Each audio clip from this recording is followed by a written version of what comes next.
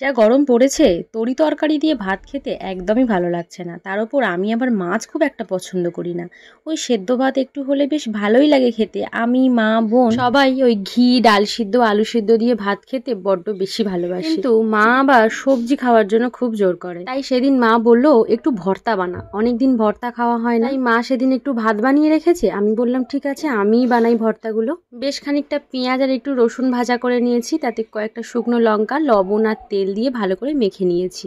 এবার বেশ কয়েকটা পছন্দ মতো সবজি আমি সেদ্ধ করে নিয়েছি, যেমন ধরো আলু, কুমড়ো, বেগুন, পটল। সেদ্ধ করা সবজিগুলো কড়াইতে ম্যাশ করে দিয়ে পেঁয়াজ ভাজাটাকে দিয়ে ভালো করে নাড়িয়ে চাড়িয়ে নামিয়ে নিয়েছি। ভেবেছিলাম একটু টমেটো আর ডাল ভর্তাও বানাবো, কিন্তু ভাত খাই এক মুঠো, তার সাথে কি আর 6-7টা ভর্তা দিয়ে খেতে পারি বলো।